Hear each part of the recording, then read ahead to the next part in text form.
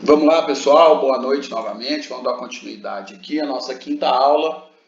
A gente está vendo os aspectos práticos, trazendo os estudos que a gente fez na quarta aula sobre hierarquia, subordinação, poder, liderança e controle para dentro da organização, para termos uma visão pragmática. A gente está usando o livro do Ciro Bernardes, que aborda essa questão dentro das organizações. E também por estar disponível em PDF, é fácil da gente enviar nesses tempos de aulas remotas, né, à distância. Então, a gente viu, a gente vai começar a ver agora que, diante da importância da hierarquia e da subordinação dentro das organizações, os estudiosos passaram a analisar essas questões. E a gente viu que nem sempre o superior hierárquico tem mais poder do que o subordinado. E isso pode ser um problema sério na organização. Então vamos lá. Delegação e poder. Nessa relação de hierarquia e subordinação acontece o seguinte. O superior hierárquico, ele não pode executar tudo. Primeiro que ele vai perder o seu tempo todo executando e vai ficar com a gestão da sua função gerencial comprometida. Segundo que ele pode querer fazer tudo, executar tudo e não aproveitar o subordinado que está ali justamente para isso. Então ele fica num dilema, gente, né? O quão ele delega e o quão ele retém. O que ele vai delegar para o seu subordinado fazer e o que ele vai deixar para si mesmo fazer. Entendeu? Quanto mais, gente, quanto mais ele delega, mais poder ele delega para o seu subordinado. Mais poder ele dá para o seu subordinado. A tendência é essa, tá? Então, se ele delegar tudo, ele dá muito poder para o subordinado. Então, ele pode comprometer a relação de hierarquia e subordinação, essencial para a organização e essencial para se manter no cargo. Agora, por outro lado, se ele delega pouco, ele não sobra tempo para ele gerenciar e o subordinado fica, vamos falar, com a carga de trabalho pequena.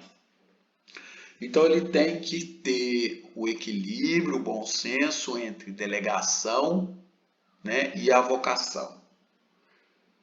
Ele tem que saber até onde e quais funções ele delega e quais ele mantém para si, né? Reanalisar e se ele vê que delegou muito, avoca um pouco, ou se ele vê que delegou pouco, delega mais, né? Na relação, então, de subordinação e submissão, esse dilema é constante e é objeto de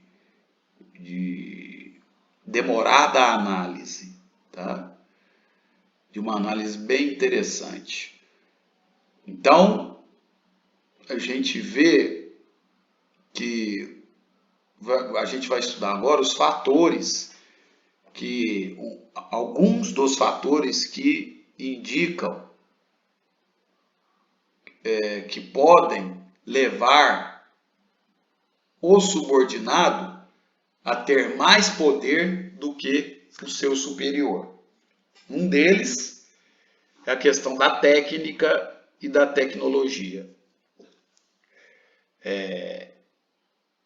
Se um superior entra ele é novo, ou ele não é da área e tem que coordenar alguém que domina uma tecnologia que requer muito conhecimento, habilidade, às vezes requer até uma graduação, né? Ele fica um pouco nas mãos desse subordinado dele, certo? Então a tecnologia e as técnicas, conhecimentos, competências e habilidades pode fazer com que o subordinado tenha mais poder do que o superior. Na prática, viu, gente? Ele pode conhecer uma rotina que o superior não conhece, ele pode identificar um problema e não contar para o superior nunca vai ficar sabendo, ou dificilmente vai ficar sabendo. Ele pode simular que aquele trabalho demora 3 dias e na verdade demora 3 horas, depois ele vai ficar à toa, vamos falar assim. Tem várias questões aí que ele pode utilizar dessa técnica que ele domina, dos conhecimentos, das suas habilidades e competência para exercer, ludibriar o seu superior, né? Então isso é um fator de dominação do subalterno para com o seu superior. Preceitos e condutas. Isso é mais característico em membros antigos, tá? Quando um subordinado que conhece os preceitos, ou seja, as normas da instituição, os regulamentos da instituição, começa a observar que o chefe comete deslizes, condutas fora do regulamento ou condutas imorais, antiéticas. E aí o chefe, o superior, fica nas mãos, né? Se sente ameaçado, pode se sentir chantageado pelo subordinado. Outro fator é a questão do relacionamento e a questão sentimental entre as relações. O relacionamento, um subordinado que tem um relacionamento muito afetivo e sentimental, carismático com os outros subordinados, ele tem uma facilidade maior de convencer, né, se amotinar com esses subordinados contra os superiores. Também isso internamente, né? Agora a questão externa dos relacionamentos também é preocupante, porque o funcionário pode começar a deixar os interesses da empresa de lado e no relacionamento com as outras pessoas, com os profissionais, com os fornecedores, com os clientes, e começar a construir um status fora da organização e deixar as preocupações e os objetivos da organização em segundo plano. Então isso é bem preocupante também. Então, na sociologia organizacional, estuda-se as estruturas sociais de riqueza, prestígio e poder. Gente, falta um R aqui, tá? Depois eu vou corrigir antes de mandar para vocês. Estrutura de riqueza, prestígio e poder. Esses três elementos andam junto, tá? Eles tendem a convergir. Quanto mais riqueza, mais poder, mais prestígio, né? E quanto mais poder você ganha, mais riqueza e mais prestígio. Quanto mais prestígio, enfim, é proporcional, né?